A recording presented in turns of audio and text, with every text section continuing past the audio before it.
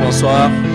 Shalom à tous les fidèles auditeurs de la radio Vie en Christ, à RVC, la 87.7 FM. Nous bénissons grandement le nom du Seigneur Jésus pour la grâce qu'il nous accorde d'être encore une fois de plus là ce soir pour, n'est-ce pas, l'édification du corps, pour la grâce qui nous accorde, n'est-ce pas, de parler de sa part. C'est une grâce, vous savez, c'est pas de notre ressort, mais c'est la grâce, c'est une faveur qui nous accorde d'être là pour partager avec vous au cadre de cette émission, la restauration des fondements. Une fois de plus, nous vous saluons dans le précieux nom de Jésus. Nous sommes en studio ce soir, bien-aimés. Je suis votre serviteur, Félix Emmanuel, ce soir, accompagné de plusieurs serviteurs de Dieu, plusieurs bien-aimés qui sont là ce soir pour l'édification de corps. Shalom, shalom. Bonsoir à tous les bien-aimés, à tous les fidèles auditeurs de la radio Vie en Christ. Nous sommes heureux de savoir que vous êtes encore nombreux connectés ce soir pour cette émission. Et nous croyons par la grâce du Seigneur que si vous a accordé ce privilège d'être connecté, d'écouter cette émission, s'il nous a accordé ce privilège d'être là pour pouvoir partager avec vous, ça veut dire qu'il a quelque chose de spécial, de particulier à ajouter encore dans vos vies ce soir au travers de la connaissance, au travers de sa parole, afin que nous soyons tous édifiés pour la connaissance de notre Seigneur Jésus-Christ. Alléluia. Bonsoir mon frère Lance. Bonsoir mon frère Félix, bonsoir mon frère Yvan, bonsoir à tous les fidèles auditeurs de la 87.7 Radio Vie en Christ. Voilà, béni soit le nom de notre Seigneur Jésus-Christ qui nous accorde l'opportunité encore une fois de plus de partager sa parole, de partager ce que nous avons reçu. Voilà, nous espérons que dans sa grandeur, dans son amour infini, vous allez être comblés, vous allez être bénis dans le nom de Jésus. Béni, comblé dans le nom de Jésus. Alors nous voulons recommander ce moment entre les mains du Seigneur. Vous savez, ce soir, c'est une émission, je pourrais dire encore spéciale, parce que voilà, Dieu conduit des choses de manière particulière. Vous savez, il y a le programme des hommes et le programme du Seigneur Yeshua. Et nous pouvons programmer des choses. Comment est-ce que ça peut se passer pendant 1 mois, 2 mois, une semaine ou je ne sais pas trop comment, ou encore au cœur d'une émission. Et l'Esprit de Dieu qui est notre maître, l'ultime maître, nous conduit autrement parce que véritablement il est le conducteur par excellence. Le Seigneur Jésus dit que lorsque le Saint-Esprit viendra, il vous conduira dans toutes les voies de la vérité. Alors, selon notre programmation, nous avons programmé un certain nombre de choses au niveau de l'appel, comme beaucoup de fidèles auditeurs de cette émission qui nous écoutent depuis un temps. Vous savez, nous partageons au niveau de l'appel. Mais ce soir, nous allons aller dans un autre sens, n'est-ce pas? Vous savez, la Bible dit quel est ce serviteur fidèle qui donne de la nourriture convenable au temps convenable.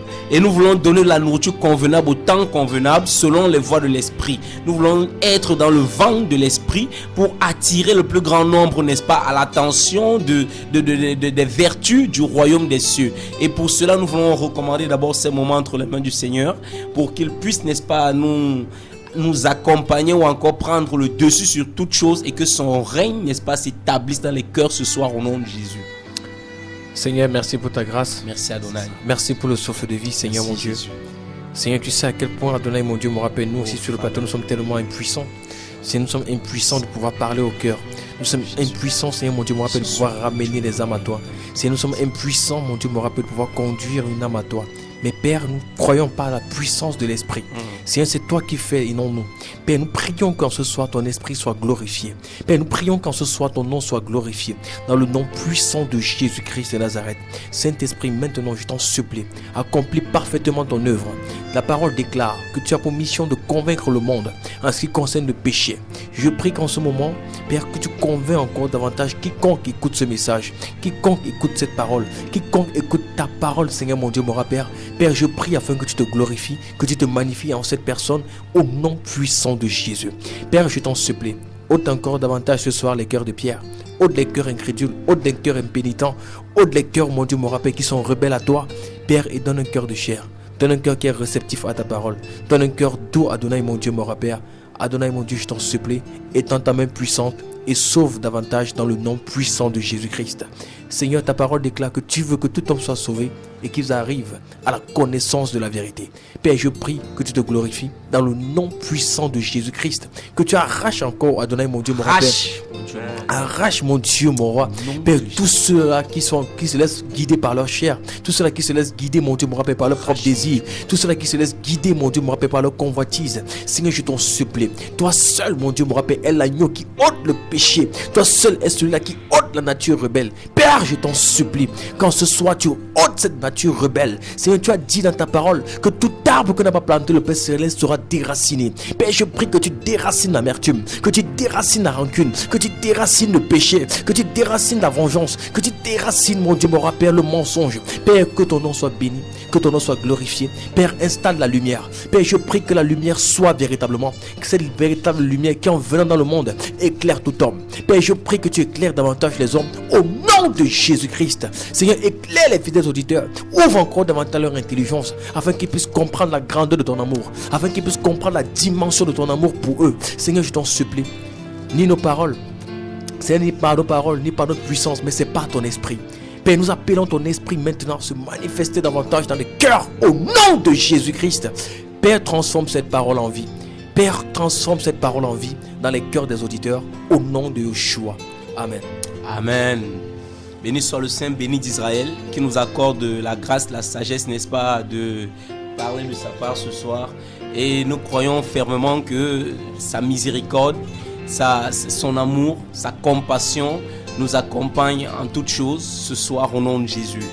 Nous voulons d'abord à l'entame de cette émission dire à ceux qui nous suivent depuis un temps dans cet élan de l'appel, dans ce message, dans ce titre de l'appel dont nous faisons allusion depuis un temps ici, que ce soir nous voulons être, n'est-ce pas, soumis à la voix de l'Esprit, soumis au vent de l'Esprit, soumis à notre Maître, le Saint-Esprit, qui nous conduit ce soir à parler de d'autres choses, à parler d'autres choses qui minent, n'est-ce pas, la chrétienté actuelle, qui minent, n'est-ce pas, la classe des chrétiens, l'Église actuellement, qui divise les frères, qui brise, qui sépare des vies. Aujourd'hui, les couples sont aujourd'hui blessés aussi à cause d'un certain nombre de choses qui se vivent. Et nous voulons relater ce fait. Nous voulons, n'est-ce pas, mettre à nu un certain nombre de choses ce soir pour que le plus grand nombre soit édifié et soit préparé quand ces choses-là les arrivent. Comment est-ce que nous devons nous préparer? Comment est-ce que nous devons appréhender un certain nombre de choses autour de nous? Et ce soir, nous voulons parler d'une thématique, voilà. Je voudrais d'abord qu'on prenne un passage dans le livre de 2 Corinthiens, justement 13. 2 Corinthiens chapitre 13, verset 8. Je voulais d'abord qu'on prenne ce passage-là pour un départ. 2 Corinthiens chapitre 13 à partir du verset 8. Car nous n'avons pas de puissance contre la vérité, nous n'en avons que pour la vérité. Amen. Alléluia. Amen. Nous n'avons pas de puissance contre la vérité, nous n'en avons que pour la vérité. Et c'est quoi la vérité, bien-aimé? La Bible dira dans le livre de Jean chapitre 17, verset 17, sanctifie-les par ta vérité, car ta parole est la vérité. Donc nous n'avons pas de pouvoir contre l'évangile de Christ. Nous n'avons pas de pouvoir contre l'évangile de vérité. Nous n'en avons que pour la parole, pour la vérité, bien-aimé. Voilà pourquoi ce soir nous allons nous appuyer sur des textes bibliques. Si vous êtes avec nous ce soir, commencez déjà à nous suivre depuis le début, sinon vous ne pourrez pas comprendre la quintessence de cet enseignement qui va être donné. Commencez déjà à nous prendre déjà dès le départ, à prendre vos Bibles pour, n'est-ce pas, vérifier tout ce qui va être dit à la lumière des Écritures et pour examiner toutes choses. Pour pouvoir examiner toutes choses, examiner déjà nos propres vies, examiner déjà les agissements au quotidien et examiner l'Église aujourd'hui à la lumière de ce qui va être dit ce soir. Vous voyez, voilà pourquoi nous n'avons pas de pouvoir contre la vérité, mais nous nous appuyons sur la vérité pour mettre à nu, n'est-ce pas, pour mettre à nu la vérité et le mensonge. Vous voyez, nous voulons parler ce soir d'un thème, d'une thématique que nous devons développer ce soir. Nous allons parler du service de la condamnation et du service de la justice. Vous voyez, le service de la condamnation, encore le ministère de la condamnation et le ministère de la justice. C'est parce que nous sommes dans un jargon biblique où nous avons deux contextes, nous avons deux ministères, nous avons deux services dans toute la Bible. Il y a, n'est-ce pas, la nouvelle alliance et l'ancienne alliance. Il y a, n'est-ce pas, le Tanakh, tout ça là, et les épîtres, ou encore la nouvelle alliance en fait. Vous voyez, donc nous avons un certain nombre de vents, un certain nombre de catégories, un certain nombre de choses qui sont faites dans, n'est-ce pas, le service de la condamnation qui était légitime, qui était légal, et il y avait un certain nombre de choses qui se faisaient dans le service dans le service, n'est-ce pas, de la justice, qui sont aussi légales et qui sont recommandées aujourd'hui, qui doivent être faites dans l'église. Et nous avons le mélange qui se fait aujourd'hui des personnes qui vivent selon le service de la condamnation et pourtant ils sont dans la grâce, et pourtant ils sont dans le service de la justice aujourd'hui, mais ils se retrouvent en train de manifester de vrai comme si on était encore dans le service de la condamnation. Or le service de la condamnation dans ce temps-là c'était légal, il y avait des choses qui se faisaient de manière légale et officielle. Nous allons le voir tous ces deux services à la lumière de la parole. Prenons le livre de 2 Corinthiens, notre passage de base ce soir, 2 Corinthiens chapitre 3. Nous allons lire à partir du verset 4.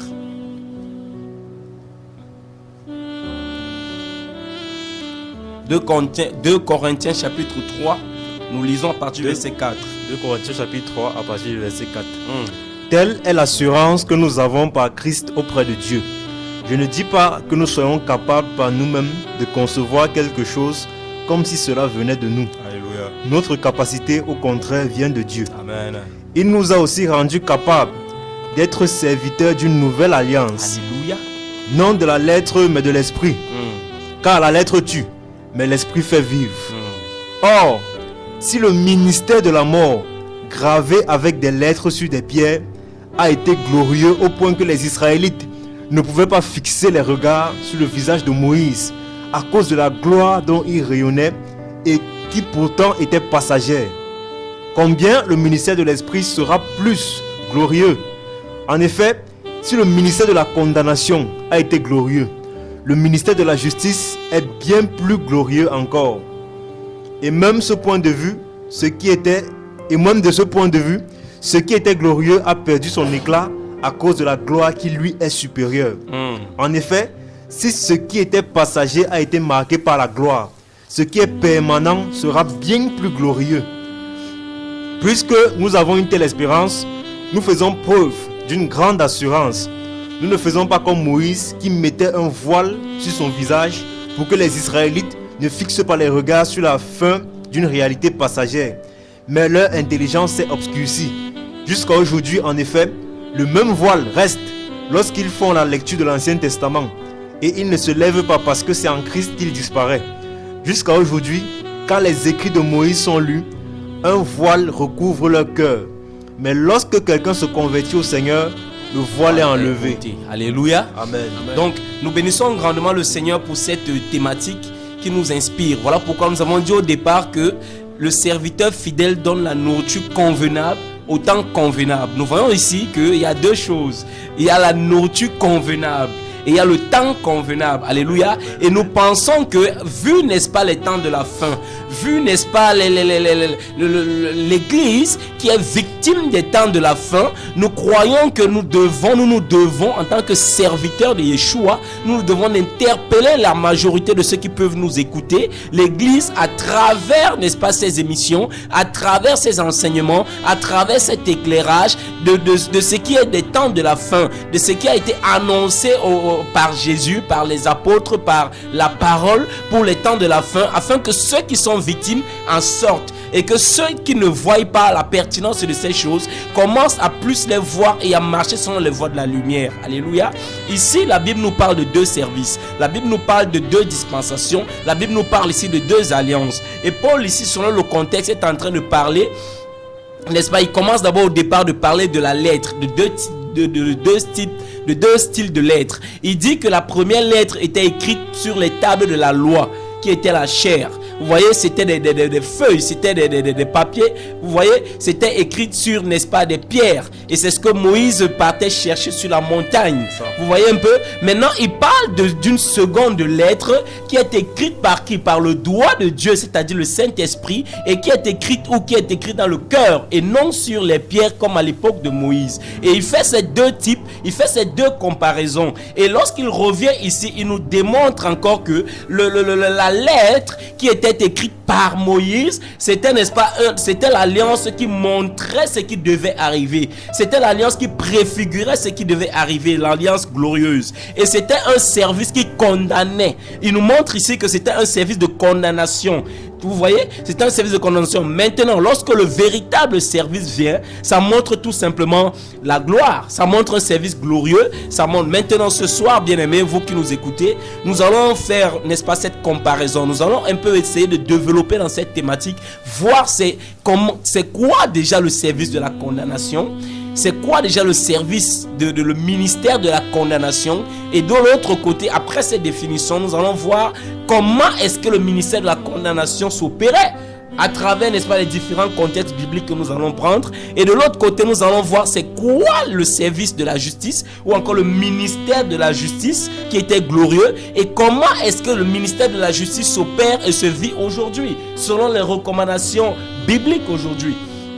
Voilà pourquoi ce soir, bien-aimé, je dis vraiment, vous qui nous prenez à l'instant, vraiment, soyez vigilants, soyez lucides ce soir à écouter cette parole qui va être bénéfique pour la multitude de personnes. Je voudrais d'emblée vous communiquer les numéros pour vous qui nous écoutez par lesquels vous pouvez, n'est-ce pas, réagir. Vous pouvez réagir, participer à l'émission ou appeler ou envoyer des SMS directement au 693 74 42 74. Le 693 74 42 74.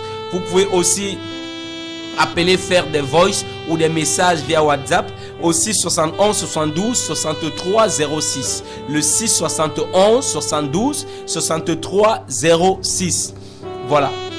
Je voudrais relancer mon frère Yvan ici pour nous dire, mon frère, avant, n'est-ce pas, d'aller, le Seigneur dit à Jérémie, avant de bâtir, il dit à Jérémie, va, je t'ordonne, tu vas détruire, tu vas ruiner, tu vas abattre. Avant de planter, avant de s'aimer, avant de bâtir, Jérémie devait déjà déraciner. Donc nous ne pouvons pas parler du service de la justice sans toutefois d'abord commencer sur le service qui a été avant la justice, qui est le service de la condamnation. C'est quoi véritablement le service de la condamnation? Voilà, le service de la condamnation ou encore le ministère de la mort, comme Paul appelle dans 2 Corinthiens 3 au verset 7 qu'on a lu. Le ministère de la mort, il dit, pour relire encore le verset 7, il dit, or, si le ministère de la mort, gravé avec des lettres sur des pierres, a été glorieux, au point que les Israélites ne pouvaient pas fixer les regards sur le visage de Moïse à cause de la gloire dont il rayonnait et qui pourtant était passagère. Donc on comprend que quoi? On comprend que le ministère de la mort ici, c'est la loi que Dieu avait donnée au peuple d'Israël au travers de Moïse. Or, la loi que Dieu avait donnée au peuple d'Israël au travers de Moïse était écrite sur des pierres, était écrite sur des tables. Donc c'est ça qu'on appelait la lettre. Dieu avait donc donné cette loi pour le peuple d'Israël. Et maintenant, pourquoi Paul appelle ça le ministère de la mort? Pourquoi? Parce que la loi est venue avec la condamnation. La loi est venue avec la mort. C'est la loi qui apporte la mort. C'est la loi en fait qui te fait connaître que tu es un pécheur. Et le fait de connaître que tu es un pécheur, en fait c'est pas ça qui va t'amener à changer de vie. Pourquoi? Ça t'amène juste à connaître ton état. Et en même temps ça te condamne aussi. Pourquoi? Parce que tu n'es pas capable à satisfaire les exigences de Dieu. Pourquoi? Parce que la loi exige de toi en fait une manière de marcher que Dieu en fait réclame. La loi te demande de marcher dans une certaine moralité que Dieu attend de toi. Mais parce que tu n'es pas capable de faire cela, alors la loi te condamne. Maintenant, pour comprendre encore mieux cela, nous allons aller dans le livre de Romains.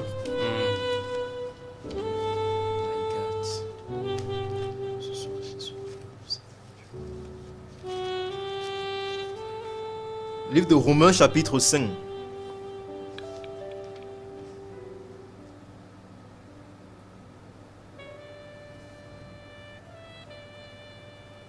Romains chapitre 5. Oui, à partir du verset 19. Car comme par la désobéissance d'un seul homme, beaucoup ont été rendus pécheurs, de même par l'obéissance d'un seul, beaucoup seront rendus justes. Or, la loi est intervenue pour que l'offense abondât. Mais là où il y a le péché, là où le péché a abondé, la grâce a surabondé. Afin que, comme le péché a régné par la mort, ainsi la grâce régna par la justice pour la vie éternelle par Jésus-Christ notre Seigneur. Ok. Il a dit, en effet, tout comme par la désobéissance d'un seul homme, beaucoup ont été rendus pécheurs, beaucoup seront rendus justes par l'obéissance d'un seul. L'intervention de la loi a entraîné la multiplication des fautes. Donc la loi vient pour entraîner la multiplication des fautes.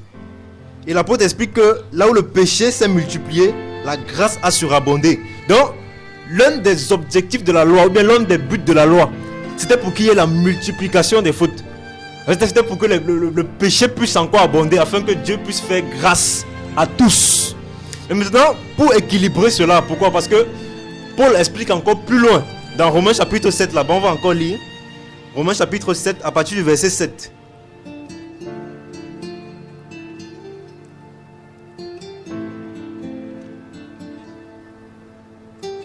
Romains chapitre 7 à partir du verset 7. Que dirons-nous donc? La loi est-elle péché? Loin de là.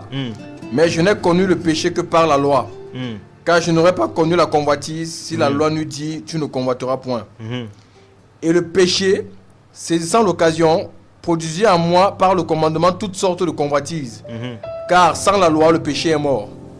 Pour moi, étant autrefois sans loi, je vivais. Mais quand le commandement vint, le péché reprit vie et moi je mourus. Ainsi, le commandement qui conduit à la vie se trouva pour moi conduire à la mort. Car le péché saisissant l'occasion me séduisit par le commandement et par lui me fit mourir.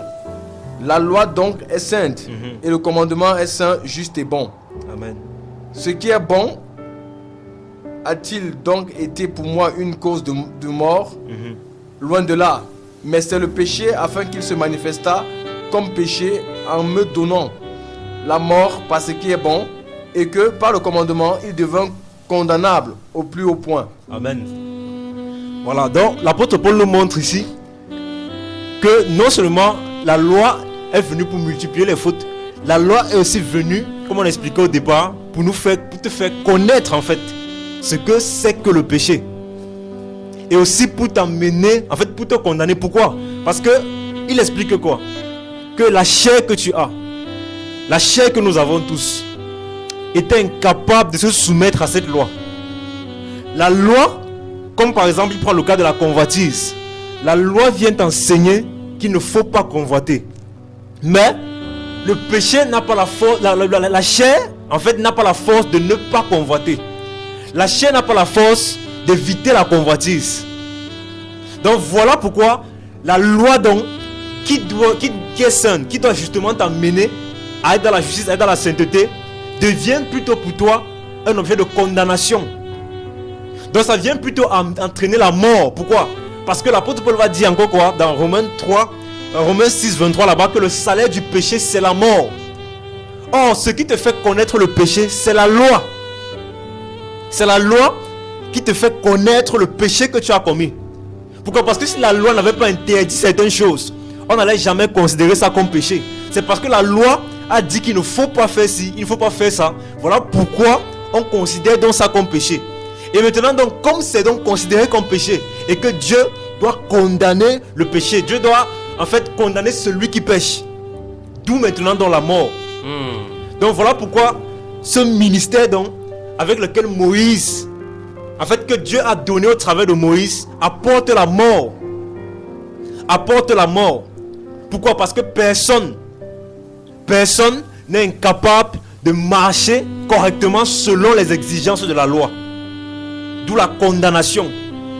D'où la condamnation au travers en fait des paroles de la loi. ou encore des commandements de la loi. Alléluia. Amen. Nous avons un message qui nous arrive à l'instant. Voilà, l'auditeur dit: je suis scotché à cette radio pleine de vie. Que l'Éternel vous bénisse. Maman Larissa Mbala. Donc nous bénissons cette auditrice qui rend grâce à Dieu pour cette station radio, pour cette émission. Elle est certainement scotchée, elle écoute. Nous bénissons sa vie au nom de Jésus. Voilà. Nous bénissons aussi l'intervention du frère Yvan qui vient de nous montrer et détaille un peu ici ce que c'est que le service de la mort ou encore le ministère de la condamnation. Voilà, c'est ce ministère dont l'apôtre Paul détaille là-bas dans le livre de Romains. Voilà. Maintenant, nous voulons un peu entrer dans le vif du sujet. Pardonnez-nous, ce soir, nous sommes, n'est-ce pas, éblouis, encore émerveillés par n'est-ce pas, par l'éclairage vis-à-vis de la parole.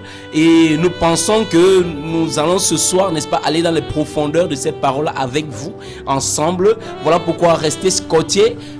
Voilà, à cette émission, et nous bénissons le Seigneur au nom de Jésus. Voilà, c'est quoi? Comment est-ce que ce ministère se vivait? Voilà la question aujourd'hui, certainement. Lorsque nous définissons un peu le service de la condamnation, des auditeurs et des auditrices qui nous écoutent certainement se posent des questions. Mais comment est-ce que ce service se passait? Comment est-ce que ce ministère se passait à l'époque? Puisque nous avons vu que le ministère de la condamnation, c'était la loi. Mais comment est-ce que ça se passait selon la loi, selon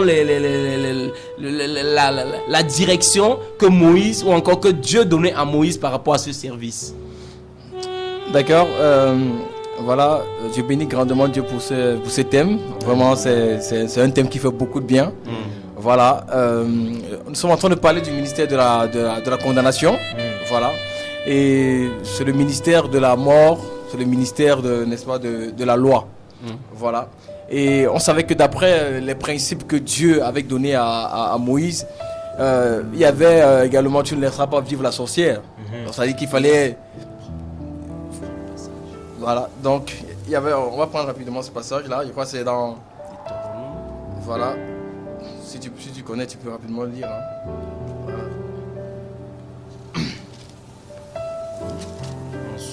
Deutéronome 22.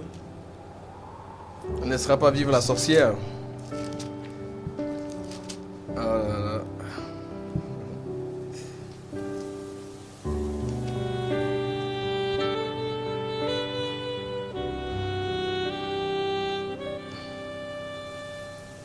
C'est bon.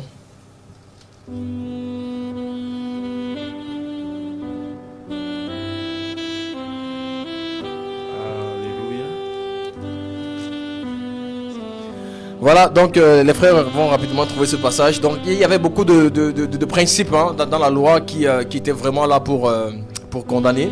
Voilà, par exemple, lorsqu'on trouvait une femme en flagrant délit d'adultère ou avec un homme, on devait tous deux sortir les hommes hors de la ville, n'est-ce pas, pour les lapider. Voilà, donc il y a beaucoup de principes, n'est-ce pas, établis dans ce ministère-là, qui avait pour mission justement de condamner beaucoup de personnes. Voilà. Donc, je vais encore prendre un passage où on voit clairement cela être illustré. C'est dans le livre de Jean chapitre 8. Jean chapitre 8. Oui. Jean chapitre 8. Voilà.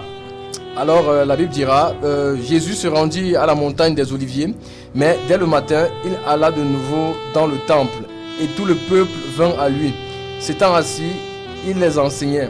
Alors les scribes et les pharisiens amenèrent une femme surprise en adultère. Et la plaçant au milieu du peuple, ils dirent à Jésus: Maître, cette femme a été surprise en flagrant délit d'adultère. Moïse dans la loi nous a ordonné de lapider de telles femmes. Toi donc, que dis-tu? Il disait cela pour l'éprouver afin de pouvoir l'accuser. Mais Jésus, s'étant baissé, écrivait avec le doigt sur la terre. Comme il continuait à l'interroger, il se releva et leur dit: Que celui de vous qui est sans péché jette le premier la pierre contre elle. Et s'étant de nouveau abaissé, il écrivait sur la terre. Quand ils entendirent cela, accusés par leur conscience, ils se retirèrent un à un, depuis le plus âgé jusqu'au dernier. et Jésus resta seul avec la femme qui était au milieu de lui, qui était là au milieu. Alors, s'étant relevé et ne voyant plus que la femme, Jésus lui dit, « Femme, où sont ceux qui t'accusaient? Personne ne t'a-t-il condamné ?» Elle répondit, « Non, Seigneur. » Et Jésus lui dit, « Je ne te condamne pas non plus. Va et ne pêche plus. » Amen. Voilà, donc d'abord, je vais prendre d'abord la peine un peu de définir d'abord les thèmes, notamment le thème ministère et le thème, n'est-ce pas, condamnation. Voilà, dans le français définit le ministère comme étant l'emploi ou charge qu'on exerce ou une fonction. Voilà, et on sait que le ministère est aussi, a pour synonyme aussi service, qui veut dire fonction, devoir de quelqu'un qui sert une personne ou une collectivité. Donc c'est un devoir, c'est une fonction. Bon, donc on se rend compte que en fait la loi avec une fonction, c'est-à-dire cette fonction justement, n'est-ce pas, de condamner, de rejeter, de critiquer. Parce que condamner en français, c'est action de condamner, qui veut dire critiquer, rejeter, désapprouver. Voilà. Donc c'est ça en fait condamner. Et on se rend compte que dans le passage de Jean chapitre 8 où Jésus est avec une femme qui a commis, qu'on a attrapé en flagrant délit d'adultère, parce que selon, je crois c'est Lévitique 22 à partir du verset 10, voilà, où la loi disait clairement que si on attrape un homme et une femme en flagrant délit d'adultère, ceux-là doivent être conduits hors de la ville et ils doivent être lapidés. Voilà, donc ça c'est la condamnation. Et comme le frère Yvan l'expliquait tout à l'heure, que la loi a pour mission de te révéler ton état, mais ça n'a pas le pouvoir de te sortir de ton état. Ça te révèle tout simplement ce que tu es, sans toutefois te libérer de ça. Donc c'est ça la loi. Et c'est pourquoi on dit c'est un ministère de condamnation. C'est-à-dire ça te révèle ton état devant Dieu. Et aussi tu n'as pas la capacité de pouvoir sortir de là. Et par conséquent, parce que la Bible dit que le salaire du péché c'est la mort. Donc, et par conséquent tu mérites la mort. Tu mérites, n'est-ce pas, la condamnation. Voilà ce ministère-là. Maintenant, lorsque on regarde ce passage de Jean 8, bon, avant d'introduire justement ce passage, rappelons-nous que la loi de Moïse disait œil pour œil, dent pour dent. Amen. Ça veut dire que c'était la loi du talion. Ça veut dire ça engendrait la vengeance. Ça engendrait, si tu m'as coupé un bras, moi aussi je dois te couper un autre bras. Il faut qu'il y ait une restitution. Donc c'était vraiment cette loi-là. En fait, c'est la condamnation en gros, parce que l'amour en fait, c'est pas ça. Voilà, mais on va toucher le thème de l'amour. Mais je veux revenir encore sur Jean chapitre 8 ici, où on voit des personnes qui viennent pour condamner une femme. Parce que quoi? Parce qu'elle a commis, n'est-ce pas, l'adultère. Et c'est vrai que d'après ce passage, d'après Lévitique 22 verset 10, il est dit l'homme et la femme. Mais ici, ils ont seulement pris la femme. Voilà, c'est vrai que c'est pas là le débat, mais nous voulons juste montrer l'esprit qui animait, n'est-ce pas, les personnes qui avait pour mission, n'est-ce pas, de condamner. Et si on lit le verset 3, on dit alors les scribes et les pharisiens amenaient une femme surprise en adultère. Et on sait que les scribes et les pharisiens, c'était des personnes qui avaient une connaissance de la Torah. C'était des personnes qui connaissaient, n'est-ce pas, la loi de Dieu. Et ils voulaient appliquer cette loi-là dans la vie de cette femme. Donc, ils voulaient justement lapider, anéantir cette femme. Parce que d'après la loi, c'était écrit ainsi. Voilà. La loi aussi disait, tu dois aimer ton ami et tu dois haïr ton ennemi. Donc, dans la loi, on trouve aussi également la haine. Et souvenons-nous que dans 1 Jean, l'apôtre Jean va dire que celui qui hait son frère est un meurtrier. Donc, la haine qu'il y avait en ce moment-là, tu t'es considéré comme un meurtrier, mais sauf que tu ne te voyais pas comme un meurtrier. Tu ne te voyais pas. Parce que la loi, n'est-ce pas, ne te révélait pas réellement cela. C'est la grâce qui te révèle cela. Donc tu ne te vois pas comme un meurtrier. Mais pourtant tu es un meurtrier à cause de la haine qui anime ton cœur. Et on s'en rend compte que lorsqu'on est animé par le ministère de condamnation, on a plus le regard centré sur les failles des autres. On a plus le regard centré, n'est-ce pas, sur les imperfections des autres. On a plus le regard braqué sur le péché des autres que par rapport à notre propre vie, que par rapport à notre propre état. Voilà un peu le ministère de condamnation. Vous allez voir par exemple, Jésus a dit dans Matthieu chapitre 23 à partir du verset 1er que les scribes et les pharisiens sont assis dans la chair de Moïse. Faites tout ce qu'ils vous disent, mais n'agissez pas selon leurs œuvres, car ils disent et ils ne font pas. Vous voyez? Donc ce sont des personnes qui viennent vous braquer des choses que eux-mêmes ils ne vivent pas.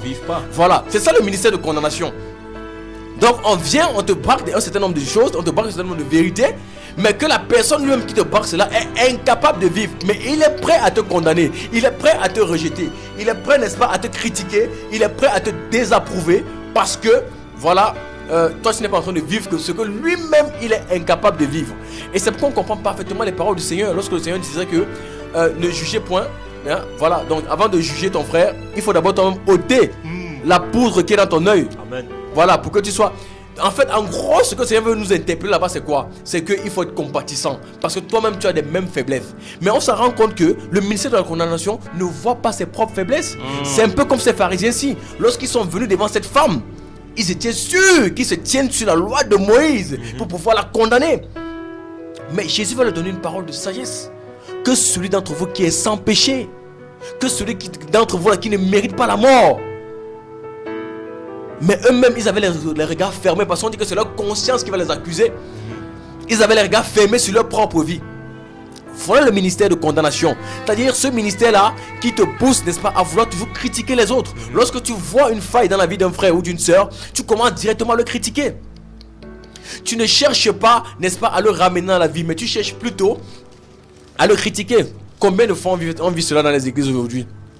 Combien on va voir, n'est-ce pas, des frères qui prêchent contre le divorce et le remariage. Mais dans l'assemblée où il y a ça, les gens qui prêchent même le divorce et le remariage, eux-mêmes sont dans le divorce et le remariage. Pourtant lui-même, il prêche ça.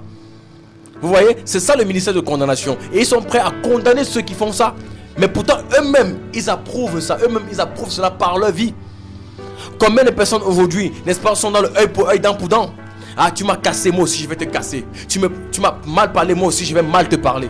Vous voyez, voilà dans quoi aujourd'hui, n'est-ce pas? Voilà comment le ministère de condamnation œuvre aujourd'hui. C'est-à-dire, on a plus le regard braqué, figé sur les faiblesses des autres. Mais on ne voit pas, n'est-ce pas, son propre cœur. On ne voit pas son... C'est-à-dire, c'est de l'hypocrisie en fait. Le ministère de condamnation a aussi un rapport avec l'hypocrisie.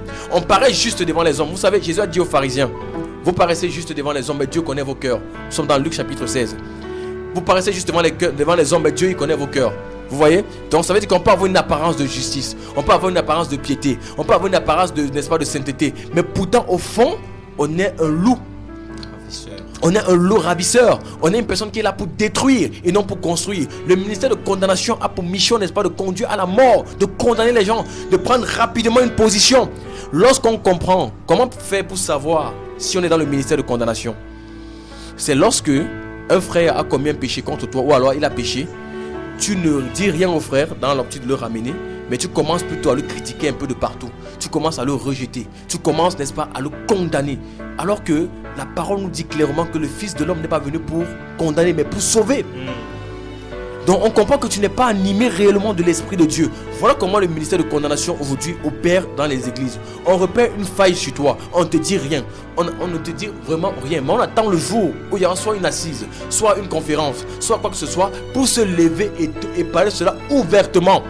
Pourquoi? Parce que ce qu'on cherche, c'est justement la condamnation. Ce qu'on cherche, c'est que l'autre soit rejeté. Ce qu'on cherche, c'est que l'autre soit désapprouvé. Ce qu'on cherche, c'est que l'autre soit... C'est la critique. On trouve du plaisir à critiquer. Alors une personne qui est dans cette dynamique-là marche justement dans le ministère de condamnation. Une personne qui est dans cette dynamique-là marche justement dans le ministère, n'est-ce pas, de la mort. Oui, il marche dans le ministère de la mort parce que lui, il ne veut pas voir les gens être sauvés. Il ne veut pas voir les gens être libérés.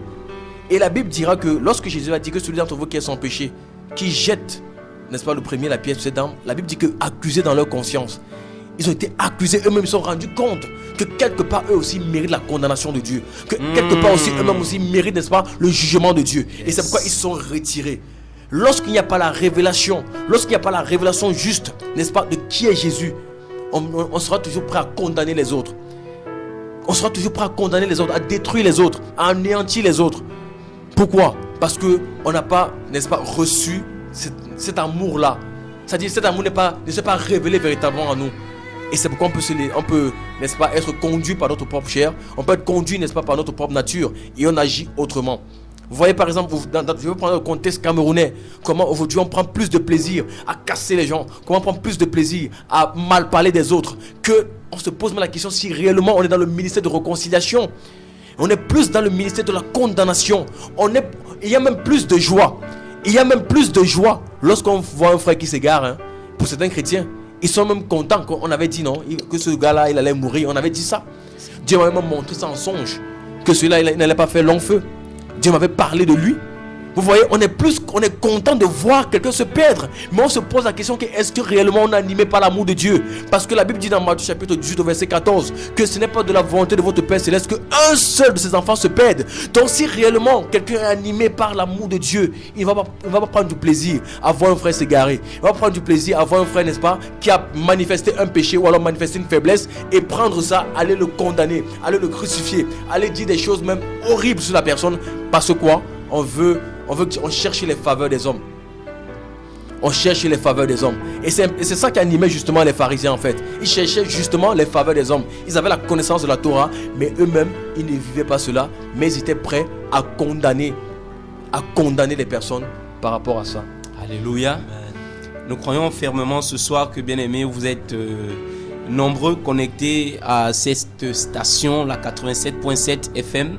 Et n'hésitez pas à poser vos questions, n'hésitez pas à poser vos questions, voilà, par rapport à ce que vous écoutez ce soir. Si vous avez des incompréhensions, n'hésitez pas à envoyer vos SMS ou vos appels au 6 93 74 42 74. Le 6 93 74 42 74. Ou encore vos messages ou des voice ou vos appels via WhatsApp au 6 71 72 63 06. Le 6 71 72 63 06. Nous parlons ce soir dans le cadre de la restauration des fondements. Nous parlons ce soir de deux ministères, de deux services. Nous parlons du ministère de la condamnation et de la mort ou le ministère de la justice ou de la grâce. Vous voyez, parce que ce sont deux services qui par moments se retrouvent dans d'autres églises, ça se retrouve mélangé. Vous voyez, on mélange parfois des cas. Au lieu de se retrouver sous la grâce qui a aussi ses réalités, on se retrouve sous la loi qui a aussi ses réalités, sans toutefois le connaître, toutefois en condamnant certaines personnes, parce que l'autre prend la dîme, on le condamne qu'il est sous la loi, parce que l'autre, je sais pas trop quoi, est dans les fêtes de sabbat, tout ça, on le condamne qu'il est sous la loi, mais sans toutefois voir un peu certaines attitudes dont nous sommes en train d'énumérer ce soir, qui nous soumettent aussi dans la loi de Moshe, vous voyez, dans la loi de Moïse. Donc voilà, ce soir, je voudrais un peu rebondir sur ce que le frère a dit tout à l'heure, le frère Valence, tout ça là. Voilà, il parlait un peu de Jean 8. Vous voyez, la femme prise en flagrant délit d'adultère. Et lorsqu'on regarde ce contexte, on se rend compte que en fait, c'est deux personnes. Parce que naturellement, une personne ne peut pas commettre l'adultère seule. C'est ça? C'est impossible. La femme ne pouvait pas commettre adultère seule, c'est impossible. Ça veut dire que si on l'a attrapée en flagrant délit, la Bible parle de flagrant délit d'adultère. Ça veut dire qu'en plein acte d'adultère, ça veut dire qu'elle n'était pas seule, elle était avec quelqu'un. Mais lorsqu'il faut maintenant lapider, lorsqu'il faut condamner, lorsqu'il faut crucifier, on retrouve la femme seule. Déjà, ils sont en train de biaiser déjà la loi de Moïse. Ils sont déjà même dans leur propre loi de condamnation. Ils sont déjà en train de la fouler aux pieds à cause d'un favoritisme. De deux.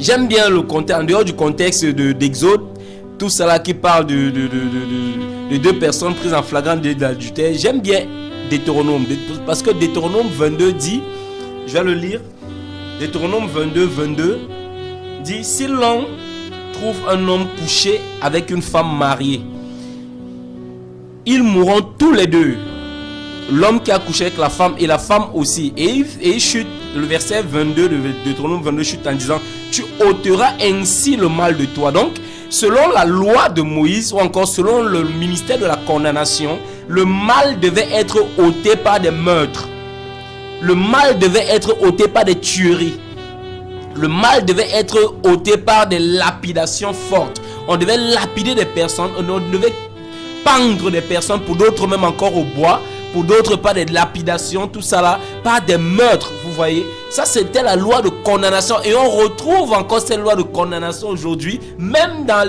certaines personnes dans l'église, vous voyez, qui lapident des personnes parce que quelqu'un a péché.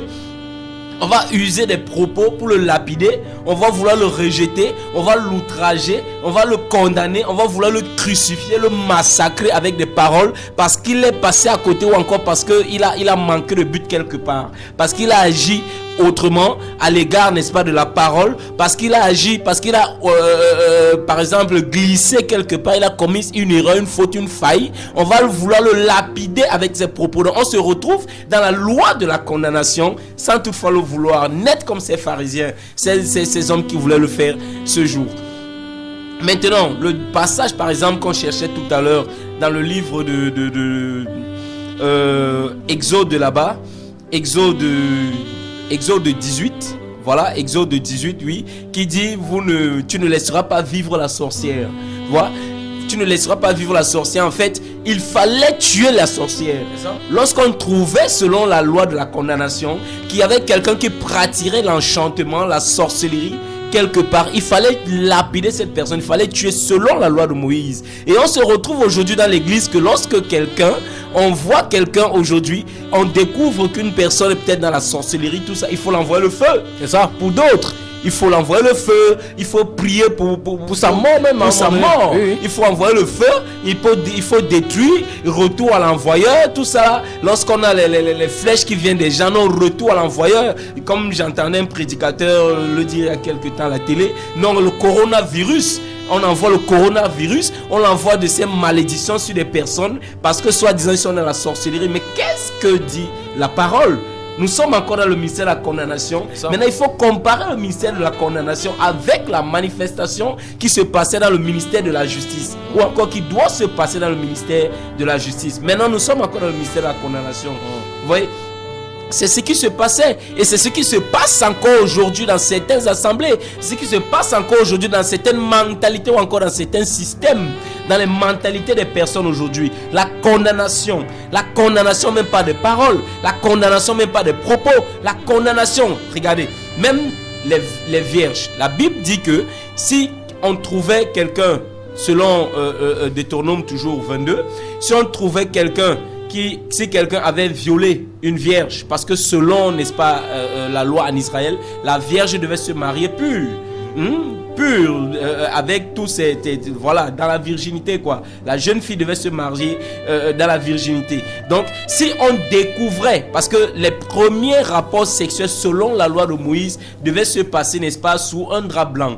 Et c'est là où l'homme devait découvrir si elle était mariée ou pas à travers le sang. Et on devait venir présenter le sang devant ses parents et les anciens d'Israël qui devaient examiner que réellement elle était vierge. Mais si à travers le premier rapport, il n'y avait pas le sang qui devait couler, l'homme devait venir justifier que non, elle n'était plus vierge selon les draps blancs. Et qu'est-ce qui devait se passer selon la loi de Moïse, selon la loi de la condamnation? On devait la lapider. On devait lapider cette jeune femme, on devait la jeter des pierres, tout ça là. Vous voyez, et ce sont des mêmes choses aujourd'hui qui se passent aujourd'hui dans l'église. Lorsque des personnes tombent par exemple dans l'impudicité dans l'église, dans l'adultère ou encore dans l'impureté, dans la fornication aujourd'hui dans l'église, on veut directement les lapider. On veut directement les crucifier. Pour d'autres encore, on veut les chasser. Et c'est dans ce que Jésus a posé la question à ces personnes-là dans Jean 8. Que celui de vous qui n'a jamais connu le péché ou encore qui n'a point le péché, qui jette le premier la pierre. Ils ont été condamnés même par leur propre conscience. L'Esprit de Dieu s'est mis en œuvre. Leur propre conscience s'est mise en œuvre dans l'accusation. Ça veut dire que la loi de la condamnation nous accusait. La loi de la condamnation nous accusait. Voilà pourquoi le péché selon la loi de la condamnation n'était jamais ôté. Le péché était juste pardonné. Mais le péché n'était point ôté. Vous voyez? Donc lorsqu'on se retrouve dans le contexte de la loi de la condamnation, il faut savoir que ton péché n'est pas encore ôté. Ton péché était juste pardonné. Ça n'était jamais ôté. Vous voyez? Donc maintenant, en comparaison avec la loi aujourd'hui, la loi de la vie, la loi de l'esprit, la loi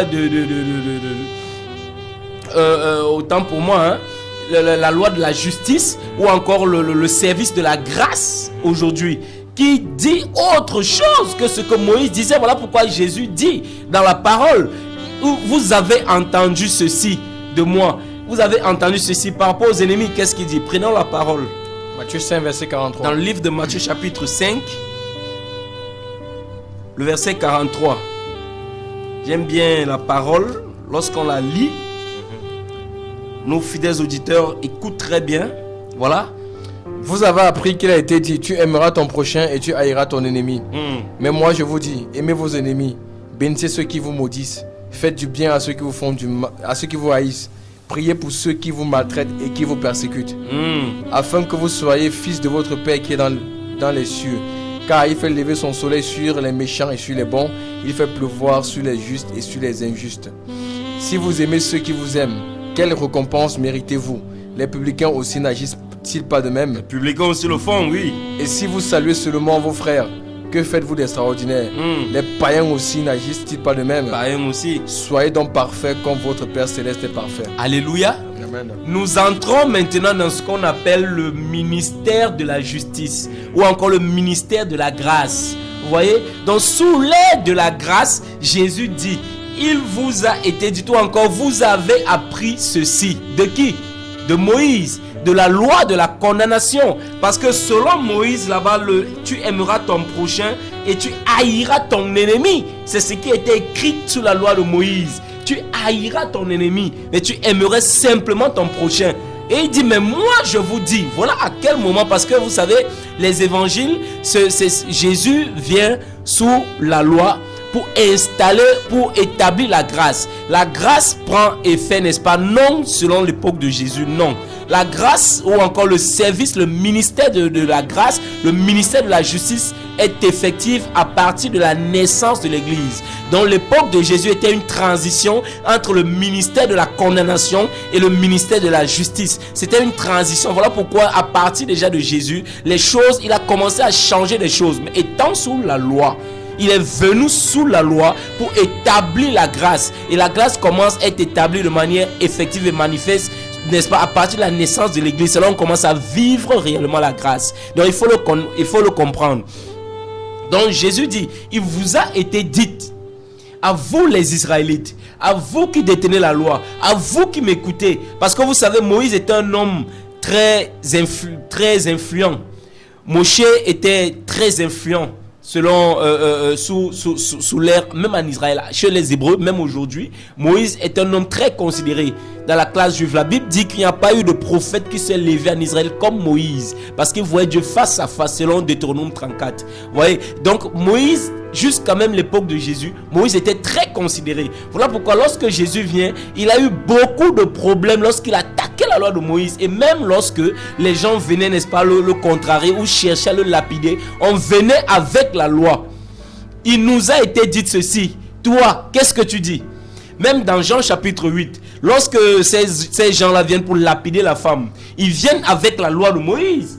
Ils viennent avec le droit de lapidation sur la femme. Il dit, il nous a été dit par Moïse ceci. Toi, que dis-tu? Donc il vient avec un droit selon ce que la loi disait. Et il cherchait une occasion de chute pour Moïse, pour Jésus. Toi, que dis-tu? Et Jésus, avec la sagesse, connaissant que son temps n'est pas encore arrivé, il usait de sagesse tout simplement afin d'établir la grâce. Mais il ne balayait pas notamment la loi. Il faut le savoir. Jésus, à des moments, lorsqu'on amenait la loi de Moïse, il ne balayait pas totalement cette loi-là, mais il usait de sagesse à cause de son temps, parce qu'il avait une mission à accomplir. Voilà pourquoi à des moments, il ne disait pas que Moïse vous a dit, mais il dit, vous avez appris que, il vous a été enseigné que, il vous a été dit que, mais moi je vous dis ceci. Vous voyez, donc il établissait déjà dans la transition des évangiles, il établissait déjà la loi de la justice. Vous voyez, et aujourd'hui, Jésus dit quoi? Il dit, vous avez appris, tu aimeras ton prochain et tu haïras ton ennemi. Mais moi je vous dis, aimez vos ennemis, bénissez ceux qui vous maudissent, faites du bien à ceux qui vous haïssent. Selon la loi, c'était interdit. Selon la loi, tu devais haïr ton ennemi. C'est ça. Selon la loi, c'était interdit. Donc, il vient directement défier la loi de la condamnation.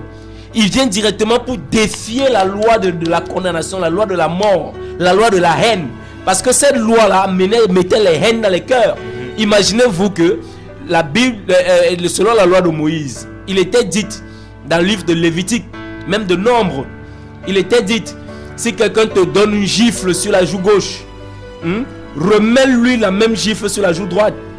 Vous voyez, c'était écrit sous la loi, mais Jésus dit que vous avez appris que. Vous avez appris que si quelqu'un vous gifle de la joue gauche, mais moi je vous dis, si quelqu'un vous gifle de la joue gauche, donne-lui aussi la droite qui gifle. Si quelqu'un vous demande de marcher sur 100 coudées, marchez, faites-en 1000. Waouh! Si quelqu'un te prend ton manteau, donne-lui aussi la tunique. Waouh! Mais il vient pour heurter directement la sensibilité de la loi de la condamnation. C'est ça. Mais moi je vous dis, voilà, Matthieu chapitre 5 verset 39. Matthieu chapitre 5, le verset 39. Mais moi je vous dis de ne pas résister aux méchants. Si quelqu'un te frappe sur la joue droite, présente-lui aussi l'autre. Oui. Si quelqu'un veut plaider contre toi et prendre ta tunique, laisse-lui encore ton manteau. Laisse le manteau. Si quelqu'un te force à faire 1000, fais-en 2 avec lui. Donne à celui qui te demande et ne te détourne pas de celui qui va emprunter de toi. Vous avez appris qu'il a été dit, tu aimeras ton prochain et tu haïras ton ennemi. Mais pourquoi?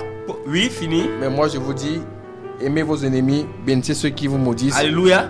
Regardez. Vous savez, il y avait une loi qui autorisait même les soldats romains à forcer les résidents.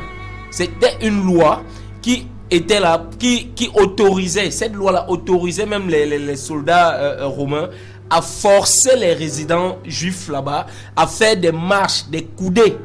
Vous voyez, c'était une loi qui était là. Or, c'est pour ça que Jésus vient dire, si quelqu'un vous demande de faire 100 coudées, faites-en 1000. Vous voyez, si quelqu'un vous demande votre manteau, donnez-le la tunique. Donc, il y avait cette loi-là qui autorisait les soldats romains à forcer les résidents des pays occupés, alors à les accompagner sur des distances de plus de 1000 coudées. Vous voyez, de plus de 1000 coudées. Donc, si quelqu'un te demande de faire 1000 coudées avec lui, c'était une loi. Et les soldats romains usaient de cette autorisation-là, de cette prérogative-là, pour forcer les Israélites à les accompagner à des distances de kilomètres, des kilomètres. Et ça menait, n'est-ce pas, le trouble sur les Israélites. Voilà pourquoi Jésus dit que quelqu'un te force à faire 1000. Fais-en 2000.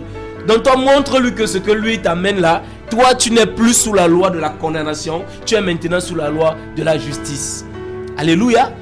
Et Jésus n'a que passé le temps à prôner la loi de la justice. La loi de la justice. Par exemple, dans Luc chapitre 9, là-bas, je te parle dans Luc chapitre 9. Jésus voulant traverser la Samarie. Luc chapitre 9, à partir du verset 51. À partir du verset 51.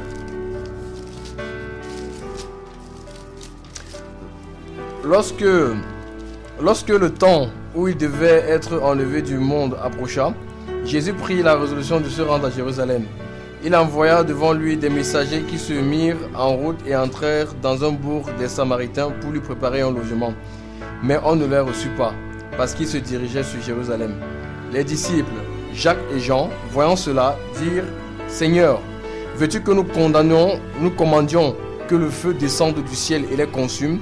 Jésus se tourna vers eux et les réprimanda, disant « Vous ne savez de quel esprit vous êtes animés, car le Fils de l'homme est venu, non pour perdre les âmes des hommes, mais pour les sauver. » Et ils allèrent dans un autre bourg. Ils allaient dans un autre bourg. Mon frère, il y a une parole qui est dite ici, donc peut-être tu n'as pas cité dans ta version de la Bible, le verset 54. Le verset 54, il dit « Et quand Jacques et Jean, ses disciples, virent cela, ils dirent, Seigneur, veux-tu que nous commandions que le feu descende du ciel et les consume comme fit Élie? » Dans la version, c'est comme fit Élie. Donc, ils se basent sur un contexte. Ils ne prennent pas c'est-à-dire, ils ne se basent pas sur un néant. Ils ne se basent pas sur un zèle. Ils ne se basent pas sur autre chose. Mais ils se basent sur un contexte, sur quelque chose qui s'est passé à l'époque d'Élie, là où Élie a commandé le feu du ciel pour consumer un certain nombre de personnes et de choses, des hôtels, tout ça. Vous voyez? Donc, Élie a commandé le feu du ciel et ils se sont basés, connaissant la loi, connaissant le Tanakh, connaissant comment les prophètes marchaient à l'époque. Ils se sont basés sur les contextes prophétiques pour vouloir aussi œuvrer, en oubliant que ces contextes-là étaient ces personnes étaient sous le ministère de la condamnation. Le ministère de la condamnation, là où Élie pouvait invoquer le feu du ciel pour consumer.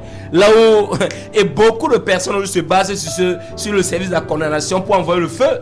C'est ça? Pour envoyer le feu sur les sorciers, le feu sur ceci, le feu dans tous les sens.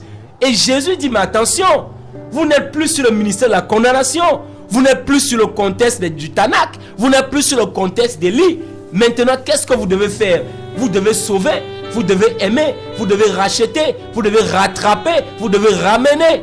Parce que même ces sorciers-là, aujourd'hui, dont vous l'envoyez le feu, je veux aussi les sauver. La Bible dit dans le livre de 1 Timothée chapitre 2, là-bas le verset 3. Car la volonté de Dieu, c'est que tous soient sauvés et parviennent à la connaissance de la vérité. Tous soient sauvés, tous, tout le monde. Que ce soit les sorciers, les magiciens, les ministres, les autorités, tous soient sauvés. Il n'y a que le démon et Satan qui ne peuvent pas être sauvés. En dehors de ça, encore étant homme, c'est possible le salut. Vous voyez? Donc, il balaie ici du revers de la main le ministère, le service de la condamnation et de la mort pour établir le salut, pour établir la grâce, pour établir l'amour. Vous voyez? Amen. Maintenant, entrons un peu dans, n'est-ce pas, le service de la justice. Le service de la justice, c'est quoi le ministère de la justice? C'est quoi ce ministère? Amen. Donc, si on se réfère rapidement, toujours à ce même passage, l'apôtre Paul va révéler justement ce que c'est que ce mystère. À ce ministère, autant pour moi, je veux dire, voilà, le ministère de la justice. Voilà. Nous sommes dans 2 Corinthiens chapitre, toujours dans 2 Corinthiens chapitre 3.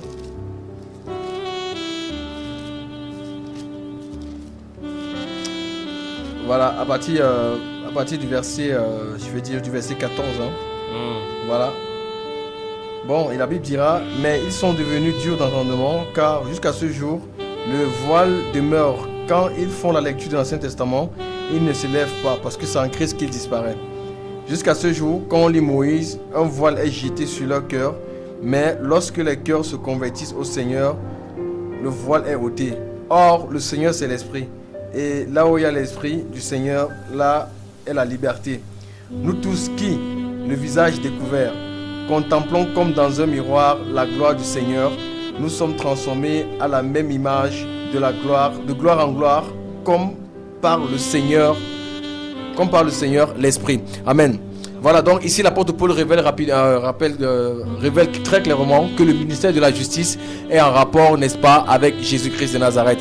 Et si on se plonge les regards dans 2 Corinthiens chapitre 5 verset 21, la Bible dira que celui qui n'a pas connu de péché, celui qui n'a point connu de péché, Dieu l'a fait devenir péché pour nous, afin que nous soyons en lui justice de Dieu.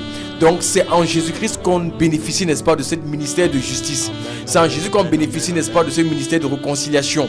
Voilà, parce que si nous lisons aussi également, voilà, 2 Corinthiens chapitre 5, 2 Corinthiens chapitre 5 à partir du verset 18 à 19. 2 Corinthiens 5, à partir du verset 18 à 19. Et tout cela vient de Dieu, qui nous a réconciliés avec lui par Jésus-Christ et qui nous a donné le ministère de la réconciliation. Amen. En effet, Dieu était en Christ. Il réconciliait le monde avec lui-même, en ne chargeant pas les hommes de leurs fautes. Et il a mis en nous la parole de la réconciliation. Et il a mis en nous la parole de la réconciliation. Ça veut dire qu'un enfant de Dieu, un enfant qui a compris Christ, un enfant qui a compris l'œuvre de la croix, un enfant de Dieu qui a compris, n'est-ce pas, l'œuvre salvatrice de Jésus-Christ, a en lui les paroles de réconciliation. Ça veut dire que c'est une personne qui ne prône pas la division. C'est une personne qui ne prône pas, n'est-ce pas, la séparation. C'est une personne qui ne prône pas... En fait, il faut que j'équilibre. Parce que sinon, ça va aller dans tous les sens. Donc, quand il dit cela qu'il ne prône pas la division, c'est quoi? Il ne vient pas pour s'aimer, n'est-ce pas, les divisions au milieu des hommes, pas les rancunes, les jalousies, les querelles. Il ne fait pas... En fait, il n'est pas ce rapporteur-là, comme on a parlé, n'est-ce pas, dimanche passé, ce rapporteur qui divise les amis, qui vient avec, n'est-ce pas, des outrages dans l'optique, n'est-ce pas, de créer une distance, une séparation entre vous. Voilà, donc on voit aussi également, n'est-ce pas, ce ministère de réconciliation entrer en œuvre, ce ministère de justice entrer en œuvre avec, n'est-ce pas, toujours cette femme qui a commis de l'adultère, qui a commis encore que les pharisiens et les scribes ont arrêté en train de commettre un flagrant délit d'adultère. Quand Jésus va leur poser la question que celui d'entre vous qui est sans péché, que celui-là jette, n'est-ce pas, la pierre en premier. Donc derrière la parole de Jésus, en fait, ils se sont mirés. La parole est un miroir, en fait. Et ils sont mirés, ils se sont rendus compte que eux-mêmes justement, ils méritent aussi, n'est-ce pas, la condamnation. Et c'est ça qui leur a donc poussé, n'est-ce pas, à se retirer. Voilà, parce que Jésus leur a fait voir, leur a montré leur état. Pour dire tout simplement que si tu n'as pas les regards plongés sur la personne de Christ, tu ne vas pas véritablement prendre conscience de ton état. Si réellement tu n'as pas les regards plongés sur l'amour de Dieu, tu ne vas pas prendre conscience. En fait, tu n'auras pas, n'est-ce pas, cette compassion à l'égard des autres. Parce que vous savez, c'est la compassion que Dieu nous a fait expérimenter, que nous allons aussi manifester à l'égard des autres. Si on n'a pas expérimenté, n'est-ce pas, la compassion, si on n'a pas expérimenté, n'est-ce pas, la miséricorde, si on n'a pas expérimenté, n'est-ce pas, le pardon de Dieu, c'est-à-dire sa tolérance avec nous, sa patience avec nous, on ne pourra pas aussi être patient à l'égard des autres. Vous voyez? Et Jésus va dire à cette femme, les gens qui te condamnaient là, où sont-ils? Cette femme va dire qu'ils sont partis. Il va dire que moi aussi, je ne te condamne, je ne te condamne pas. Vous voyez? Et c'est en rapport justement avec Jean 3. Jean 3 à partir du verset 17 où Jean va dire que le Fils de Dieu est venu non pour condamner le monde, non pour juger le monde, mais pour que le monde soit sauvé par lui. Et aussi en rapport avec Luc chapitre 9 à partir du verset 51 qu'on a lu, il a dit qu'il n'est pas venu pour perdre les âmes des hommes, mais il est venu pour sauver. Il est venu il est venu chercher ce qui était perdu. Vous voyez? Donc Jésus-Christ est venu, la grâce te fait comprendre que en fait Jésus est venu pour te libérer du mal. Dieu t'aime tel que tu es, mais il ne veut pas te laisser tel que tu es. Il veut te changer. La grâce a un message, c'est que la grâce transforme, la grâce régénère, la grâce change ta façon de penser. La grâce, n'est-ce pas, te permet de voir les autres comme étant au-dessus de toi. La grâce te pousse, n'est-ce pas, tu es toujours animé par un esprit de réconciliation et non un esprit de division. Tu es toujours animé par un esprit, n'est-ce pas, qui veut que les hommes soient réconciliés avec Dieu et envers eux-mêmes. Vous voyez? Donc c'est comme ça que la grâce opère. La grâce ne prend pas plaisir, n'est-ce pas, à voir quelqu'un vivre dans le péché. La grâce ne prend pas plaisir, n'est-ce pas, à saboter ou à casser un frère qui vit ou alors qui a manifesté une faiblesse ou un péché. Non, la grâce n'agit pas comme ça. Au contraire, la grâce a une mission. Cette mission, c'est de faire quoi? C'est de réconcilier les hommes avec Dieu. C'est de réconcilier, n'est-ce pas, les frères entre eux. Voilà le ministère de la grâce. C'est-à-dire, c'est de réconcilier. Donc, à partir du moment où on n'est pas dans cette dynamique-là, où on ne peut pas sentir le poids, n'est-ce pas, le fardeau d'un frère. Je vais prendre un exemple avec le livre de Corinthe. Dans 1 Corinthiens chapitre 5, l'apôtre Paul va dire à partir du verset 1er qu'on entend dire généralement qu'il y a une impudicité au milieu de vous. Une impudicité qu'on ne trouve même pas chez les païens, au point où un d'entre vous est avec la femme de son père. Et vous n'avez pas été dans l'affliction, mais au contraire, vous avez été enflé d'orgueil, au point où cet homme-là est encore au milieu de vous. C'est-à-dire qu'il n'est pas...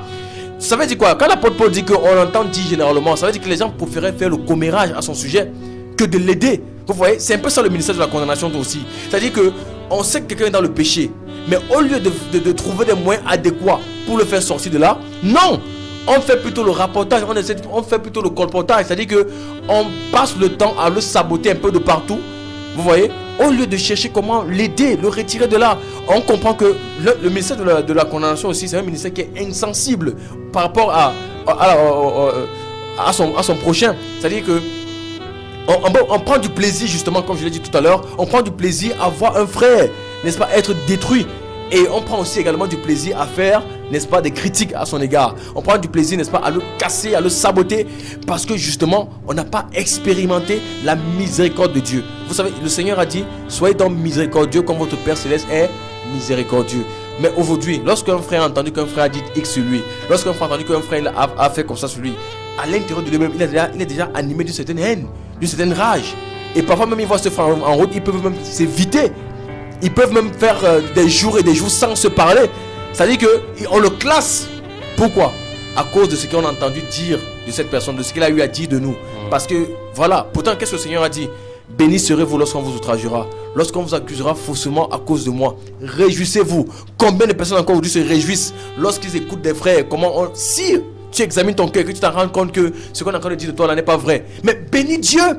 Bénis Dieu par rapport à ça, parce que Dieu t'accorde la possibilité de vivre l'évangile, parce que c'est ça l'évangile. Vous savez, aujourd'hui, on doit être en mesure de prier que Seigneur, accorde-moi la grâce de vivre la vérité de l'évangile et d'accepter aussi les conséquences de la vérité de l'évangile. Parce que nous sommes appelés à vivre ça. Vous voyez, nous sommes appelés à vivre ça. Donc une personne qui vit vraiment dans la grâce, ne part pas avec un regard de condamnation. Il ne marche pas avec un regard, n'est-ce pas, de jugement. Non, au contraire, il est rempli de compassion. Lorsqu'un frère a eu à te casser, tu peux dire, Seigneur, je bénis ce frère. Seigneur, c'est vrai que quelque part, il a manqué d'éveil. Et il a commencé justement à me calomnier, à dire des choses horribles sur moi. Mais Seigneur, je te bénis et je prie que tu ne l'imputes pas ce péché. Seigneur, je prie que ta colère ne soit pas sur lui. Seigneur, je t'en supplie, sauve-le. Seigneur, ouvre ses yeux pour qu'il voie, pour qu'il réalise la grandeur de ton amour, pour qu'il réalise à quel point tu l'aimes. Seigneur, je t'en supplie, fais grâce. Oui, frère, voilà quoi nous sommes appelés. Celui qui a animé du ministère de réconciliation cherche vraiment le bien de l'autre. Vous voyez par exemple Jésus-Christ sur la croix, lorsque les Romains ou alors ceux qui étaient autour de lui l'ont crucifié, il a dit, Père, pardonne-leur car ils ne savent pas ce qu'ils font. Oui, frère, il y en a beaucoup qui ne savent pas qu'en faisant comme ça, ils sont en train d'être horribles devant Dieu. Il y en a beaucoup qui le font sans le savoir. Il ne faut pas pourtant les condamner, non. Il faut prier pour eux. Même Étienne, lorsqu'on le lapidait, il a dit, Père, pardonne-leur, ne leur impute pas ce péché. Voilà comment une personne qui est animée par la grâce qui est animée, n'est-ce pas, de ce ministère de justice, de ce ministère de réconciliation. Voilà comment il va agir. Il ne va pas manifester de la haine à l'égard de celui qui manifeste la haine. Non, au contraire. Vous savez, il va chuter par là. La Bible dit, dans Romains chapitre 5, que Dieu prouve son amour envers nous, en ce que lorsque nous étions encore pécheurs, Christ est mort pour nous les impies. Et la suite dira, à peine mourra-t-on pour un homme juste. Mais lui, il a choisi de mourir non pour un homme juste, non pour les hommes justes, mais pour les méchants. Ça veut dire que l'amour de Dieu prend toute sa signification à l'égard de ceux qui te font du mal. C'est quand on te fait du mal, même quand en fait tu es appelé à manifester l'amour de Dieu. C'est même quand les gens se lèvent contre toi que tu es appelé à manifester cet amour-là. Parce que c'est ce que Jésus-Christ a accompli. C'est ce qu'il a fait. Et la Bible nous demande de marcher sur ses traces. Vous voyez? Donc, tu dit d'aimer, n'est-ce pas, les méchants à ton égard, ceux qui sont comme en fait, d'aimer tes ennemis, comme la parole nous le dit. Parce qu'un chrétien, justement, n'a pas d'ennemis. Un chrétien n'a pas d'ennemis, au contraire. La Bible dit que si ton ennemi a faim, donne-lui à manger. Mais combien aujourd'hui encore donne encore à manger à ceux qui ont mal parlé d'eux, à ceux qui les ont critiqués? Est-ce qu'aujourd'hui ils ont la capacité de pouvoir se voir et de se saluer? Est-ce qu'aujourd'hui ils ont la capacité de se voir et de s'embrasser? Est-ce que tu peux embrasser une personne qui t'a cassé? Est-ce que tu peux embrasser une personne qui t'a calomnié? Est-ce que tu peux encore faire cela? Est-ce que tu peux encore le faire? Parce que si une personne est réellement animée du ministère de la réconciliation, du ministère, n'est-ce pas, de justice, il a un cœur de pardon et il sera animé par cette parole du Seigneur qui dit, je prends plaisir à la miséricorde, n'est-ce pas, que à la condamnation ou alors au sacrifice. Ou alors au sacrifice, alléluia. Nous croyons par la grâce du Seigneur qu'il y a des écailles qui tombent ce soir, que plusieurs sont éclairés ce soir, plusieurs sont bénis ce soir. Je crois par la vertu de l'esprit que ce soir nous allons, pour ceux qui étaient encore dans le ministère de la condamnation, je crois que le Seigneur Jésus est en train de nous montrer que le ministère de la condamnation était un mode de vie antique, un mode de vie d'antan, un mode de vie qui est déjà révolu, qui est dépassé, le mode de vie qui était dit normal même à l'époque de Moïse et qui aujourd'hui ne doit plus se faire, ne doit plus se voir. C'est un système qui est déjà cassé par le Seigneur Jésus et il a installé un nouveau mode de vie, un nouveau système de fonctionnement aujourd'hui pour ses enfants qui est l'amour. Parce que vous savez, parmi tous les commandements, lorsque le Seigneur Jésus vient, parmi tous les commandements, quand on va lui poser la question, il va établir deux. Il va dire, le premier plus grand commandement, c'est aime Dieu de tout ton cœur, de toute ta force, de toute ton âme, de tout ton esprit. Et le deuxième, il va dire, aime ton prochain comme ton don. Il va établir les deux commandements et tous les deux vont tourner autour de l'amour. Et toute la pensée biblique centrale tourne autour de l'amour. Je vous dis la vérité que si nous sommes dans le ministère de la réconciliation, encore dans le ministère de la justice ou encore dans la grâce et que nous n'avons pas l'amour pour le prochain, bien aimé, nous sommes comme l'apôtre Paul pouvait dire, comme des cymbales qui retentissent. Comme l'apôtre Paul dit dans Corinthiens 13, voilà, si tu fais tout, tu peux prophétiser, tu peux avoir la connaissance, tu peux avoir la connaissance, mais si tu n'as pas l'amour, tu n'es rien. Tu n'es rien, ça ne sert à rien. Ouais. Vous voyez? Donc, si quelqu'un porte l'amour selon Dieu, si quelqu'un porte l'amour, il ne peut pas condamner l'autre. Amen, Si amen. tu portes l'amour, tu vas reconnaître d'abord tes propres faiblesses devant Dieu. Et lorsque tu vas voir celui qui est faible devant toi, tu vas plutôt l'aider à se fortifier. Tu vas plutôt l'aider à se relever. Tu vas plutôt l'aider à avancer. Tu ne vas jamais te mettre à le casser. Tu ne vas jamais te mettre à le battre, ou encore tu vas jamais te mettre à le rentrer dedans. Jamais. Donc c'est de ça qu'il s'agit en fait en ces temps de la fin. Et c'est là où l'église, n'est-ce pas, nous le disons, l'église est victime des temps de la fin. L'église vit véritablement les temps de la fin. L'église aujourd'hui est cassée. L'église aujourd'hui connaît les divisions à cause de ce fléau du service de la condamnation. Il y a tellement de ministères aujourd'hui de la condamnation. Il y a tellement de ministères de la mort aujourd'hui dans l'église. Il y a tellement de ministères de l'injustice aujourd'hui dans l'église que c'est ça qui rend aujourd'hui l'église infertile. C'est ça qui rend aujourd'hui l'église infructueuse. C'est ça qui rend l'église fragile aujourd'hui, n'est-ce pas, face, n'est-ce pas, à l'oppression satanique, face, n'est-ce pas, aux assauts de Satan à cause des divisions, de la condamnation, toutes ces choses-là. Vous voyez un peu. Donc, vraiment, faisons attention aujourd'hui avec un certain nombre de choses. Et on se rend compte qu'il y a beaucoup d'erreurs, comme on le disait tout à l'heure. L'apôtre Paul pouvait dire dans le livre, dans sa lettre, dans son épître à Timothée, parmi dans 2 Timothée 3, il dit: on sache ceci, que dans les derniers temps, il surviendra des temps difficiles. 2 Timothée chapitre 3. Verset 1er. Il surviendra des temps difficiles, car les hommes seront idolâtres d'eux-mêmes, amis de l'argent, fanfarons, orgueilleux, blasphémateurs, rebelles à leurs parents, ingrats, irréligieux, sans affection naturelle, sans fidélité, calomniateurs, intempérants, cruels, haïssant les gens de bien, traîtres. Voilà les temps de la fin, mes amis. Traîtres, emportés, enflés d'orgueil, tout cela amis des voluptés plutôt qu'amis de Dieu, ayant l'apparence de la piété, mais en régner celui qui fait la force. Éloigne-toi de tels gens. Alléluia.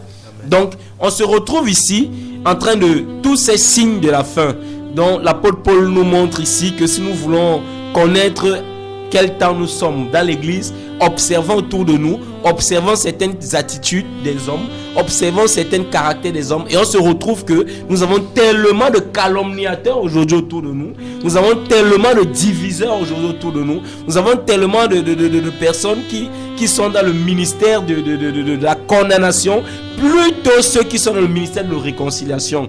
Très peu aujourd'hui autour de nous œuvrent dans le couloir de réconciliation, œuvrent dans le couloir de la justice, œuvrent dans le couloir de l'amour véritable qui ramène les frères au voie de la vérité.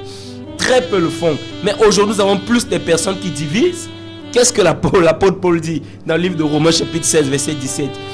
Je vous dis, mes frères, de ne pas vous mêler avec des gens qui sèment les divisions entre les frères.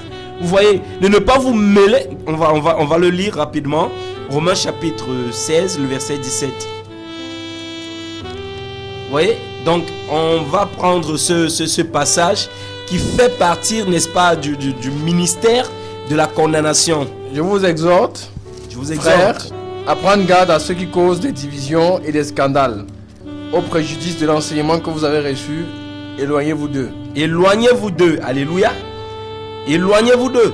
Il dit: je vous exhorte, mes frères, à prendre garde à ceux qui causent des divisions et des scandales entre les frères contre la doctrine que je vous ai apprise. Je vous exhorte de vous éloigner d'eux.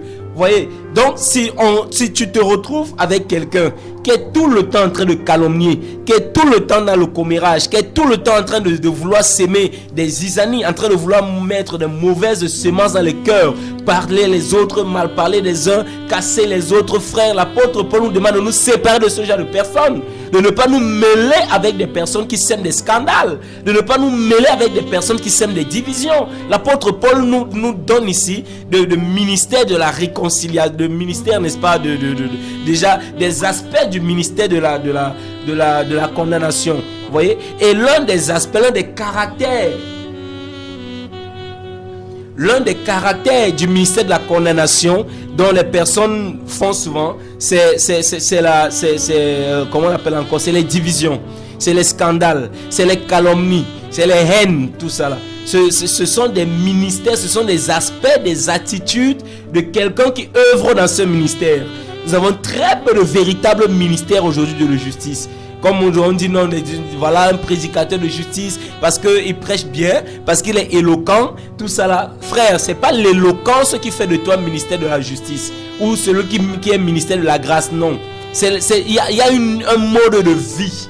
Il y a un mode de vie qui va avec. Il y a un système de fonctionnement qui va avec. Et lorsque tu approches certaines personnes, tu peux découvrir l'amour, tu peux découvrir la joie, tu peux être impacté par la paix qui te communique. Tu peux approcher quelqu'un, frère. Tu vas être impacté par la justice qu'il dégage. Tu vas être impacté par son intégrité. Waouh! Ce frère, vraiment, l'intégrité dans sa vie me défie. Ce frère, vraiment, la joie dans sa vie, la justice qu'il dégage dans sa vie me défie, tout ça. Mais très peu dégagent cette atmosphère-là. Pour la plupart des personnes que tu rencontres aujourd'hui dans le jargon chrétien, sont des personnes division par-ci. Frère, est-ce que tu as vu comment Valence porte? Est-ce que tu as trouvé comment Félix est? Est-ce que tu as trouvé X? Tout ça, ce sont des personnes toujours avec nom des hommes, des noms des hommes, des noms des hommes, des méfaits des hommes, de la méconduite des hommes, plutôt que de parler de Jésus, plutôt que de te parler de comment faire pour arranger des situations compliquées aujourd'hui, comment faire pour établir la justice, comment faire pour vivre la justice, comment faire pour avancer avec le Seigneur, frère, on a tellement de défis même dans nos propres vies, on a tellement de défis dans l'église, nous avons tellement de défis aujourd'hui dans la sainte doctrine, nous avons tellement de défis aujourd'hui dans les églises, beaucoup de choses doivent être restaurées, beaucoup de choses doivent être rétablies. Ce ne sont pas les noms des gens qui vont rétablir la véritable doctrine chrétienne, ce n'est pas avec des noms des gens, ce n'est pas avec des calomnies, ce n'est pas en diminuant même aujourd'hui les ouvriers que non, nous allons œuvrer. Jésus dit quoi? Jésus dit que les ouvriers sont très peu. Oui, la moisson est grande. La moisson est tellement grande. Il y a peu d'ouvriers. Il y a très peu d'ouvriers. Mais si aujourd'hui nous cassons les frères, mais nous diminuons plutôt même le peu qu'il y a là, c'est ça. On ne se rend pas compte que même le peu qu'il y a là va être diminué. Et pourtant, il faut au moins maintenir le peu qu'il y a là et faire fructifier même encore que Dieu suscite les ouvriers. Et on ne se rend pas compte aujourd'hui que nous-mêmes aussi, nous œuvrons pour, n'est-ce pas, pour remplir le monde des ténèbres. C'est ça. Au lieu de remplir le royaume des cieux, nous remplissons le royaume des ténèbres aussi en cassant les gens, en haïssant les uns, en lapidant les autres. Tout ça là en œuvrant dans le ministère de l'injustice, dans le ministère de la condamnation, étant sous la grâce. C'est ça. Le ministère de la condamnation, je vais pousser quelque chose vite fait. Oui. Le ministère de la condamnation là, c'est grave, hein, parce que ça va même même dans la prière. Vous savez, dans Luc 18, il y a un monsieur qui s'approche. Jésus dit, prends un pharisien avec un pécheur qui s'approche devant Dieu pour prier. Le pharisien s'approche devant et il dit, Seigneur, je te rends grâce de ce que je ne suis pas comme le reste des hommes. Et Jésus, quand tu parlais là, c'est ça qui est venu. Wow. Que même dans la prière, les gens ont l'esprit de condamnation. Même pour prier, même dans la prière. Je ne suis pas comme ce publicain. Je ne suis pas comme ça. Je te rends grâce de ce que je ne suis pas comme ça. Vous allez voir que dans ça, il y a toujours le je. Je paye la dîme de tous mes revenus. Je jeûne 2 fois par semaine. Donc le jeu.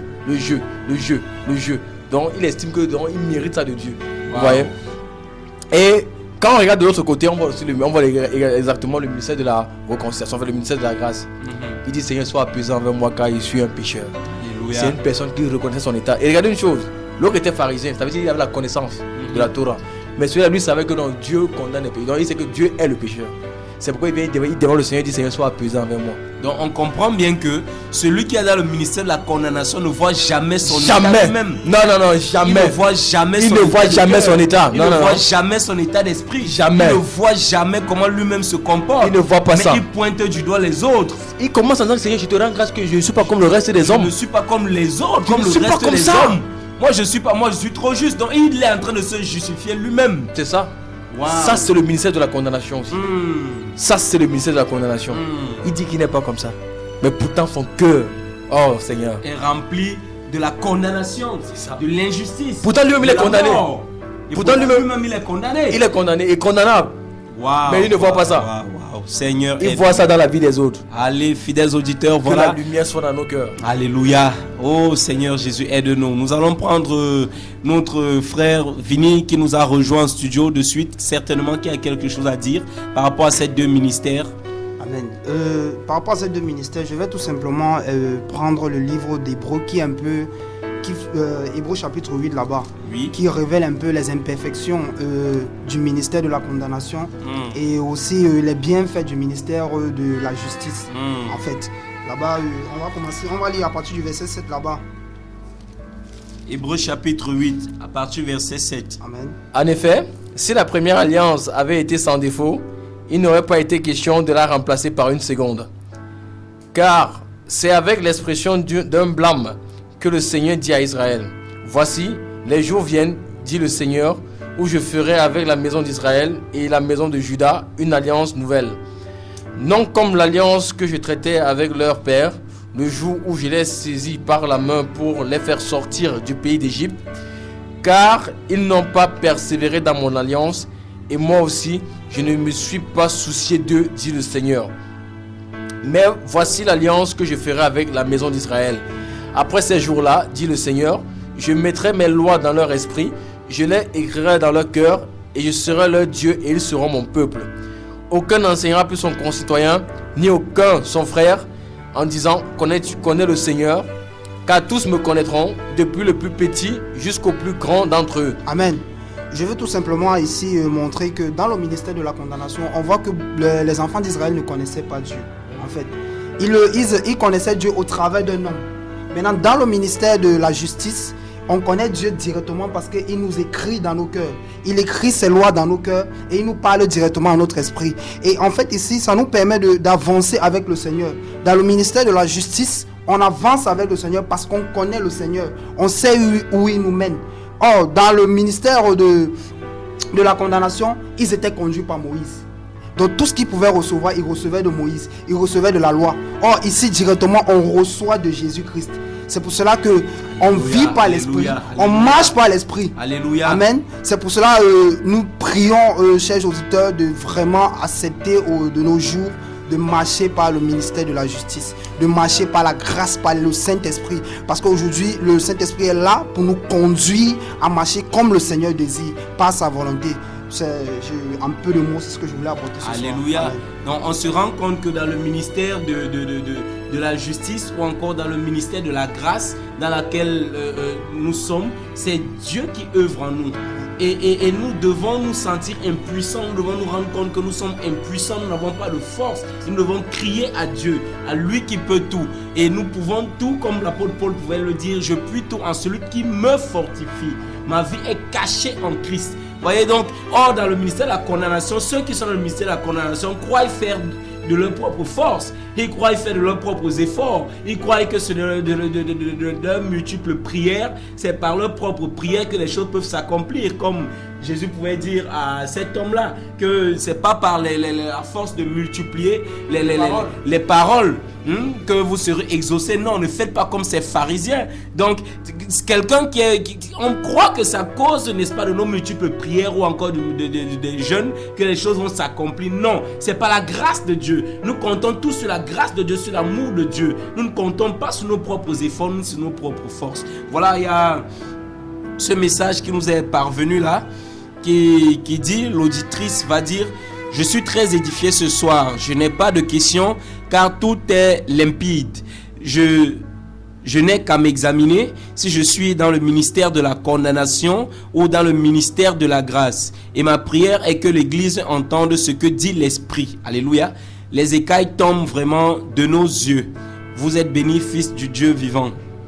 Amen. Donc voilà, nous bénissons le Seigneur pour cette auditrice qui encourage et qui dit les écailles sont tombées des yeux ce soir, et elle encourage l'initiative, elle encourage l'émission, voilà, elle encourage et elle dit qu'il n'y a qu'à s'examiner parce que réellement c'est ça que nous devons faire en fait de nos jours, nous examiner véritablement pour voir de quel côté nous sommes, de quel ministère est-ce que nous sommes positionnés, où est-ce que nous sommes, qu'est-ce que nous faisons, et si nous sommes réellement dans le ministère de la condamnation, revenons vers le ministère avec une bonne repentance, revenons vers le ministère de la justice ou de la grâce. Mais si nous croyons être dans le ministère de la grâce, vraiment prions que Dieu nous maintienne. prions que Dieu nous maintienne vraiment, parce que nous pouvons en tout temps glisser. Nous pouvons en tout temps chuter. Nous pouvons en tout temps passer de l'autre côté sans toutefois même savoir quand est-ce ou à quel moment est-ce que nous avons failli. Alléluia. Nous allons prier. Nous sommes au terme de cette émission. Nous allons prier vraiment que le Seigneur Jésus se révèle et que tous ceux et celles qui sont dans le service de la condamnation reviennent dans les meilleurs sentiments par la vertu de l'esprit, et que le ministère de la justice et de la grâce s'installe dans les cœurs de tous ceux qui nous écoutent de son église, au nom de Jésus-Christ de Nazareth. Adonai, mon Dieu, Seigneur, merci pour ta grâce. Nous te prions, mon Dieu, pour me ta rappelle bonté, ce soir par la Seigneur, vertu de mon Dieu, l'esprit au nom de Jésus, Seigneur, je crois afin que par la mon Dieu me puissance rappelle, de il y ton avait nom, que toi je crois seul que qui tu as œuvre, œuvré. mon Dieu me rappelle Je dans crois la que tu as vie. eu Toi à qui fond sondes de les ce cœurs et soir, les mon Dieu, me reins, rappelle. toi qui es capable, mon Dieu me rappelle, qui peut faire, mon Dieu me rappelle, au-delà de ce que nous pouvons penser ou imaginer, que toi-même, mon Dieu me rappelle, que tu puisses, mon Dieu me rappelle, œuvrer dans les cœurs au nom de Jésus. Toi qui connais les profondeurs de toutes choses, mon Dieu me rappelle, Yahweh, Père de gloire, tu nous connais mieux que personne. Tu nous connais mieux que nous-mêmes, mon Dieu me rappelle, Yahweh, Père de gloire, nous prions afin que mon Dieu me rappelle, que toi-même soit délivré ce soir. Dieu me rappelle, oh Yahweh, Père de gloire, nous voulons, mon Dieu me rappelle, marcher, mon Dieu me rappelle, oh Yahweh, dans le ministère, mon Dieu me rappelle, de la réconciliation. Nous voulons marcher, mon Dieu me rappelle, nous voulons être des réconciliateurs, des consolidateurs, des personnes qui s'unissent, mon Dieu me rappelle, oh Yahweh, des personnes, mon Dieu me rappelle, qui s'aiment, mon Dieu me rappelle, oh Yahweh, dans l'amour et dans la justice, au nom de Jésus-Christ de Nazareth. Père, nous prions, mon Dieu me rappelle, oh Yahweh, dans les vies, mon Dieu, de tous ceux qui nous ont écoutés, de tous ceux qui nous ont écoutés ce soir, mon Dieu me rappelle, oh Yahweh, agis puissamment dans les vies, mon Dieu, et ramène les cœurs, mon Dieu, et soumets les cœurs, mon Dieu me rappelle, à ta justice et à ton amour au nom de Jésus. Merci, mon Dieu me rappelle, oh Yahweh, pour ta grâce, Adonai, mon Dieu, pour ton amour. Père, fais au-delà, mon Dieu, de nos attentes, mon Dieu me rappelle, de nos prières, au nom de Jésus-Christ de Nazareth. Merci, Adonai, mon Dieu me rappelle, pour ta grâce. Nous sommes au terme de cette émission. Voilà, nous vous donnons rendez-vous dès jeudi, dès 19h, et dimanche, dès 19h, heure locale. Shalom, shalom.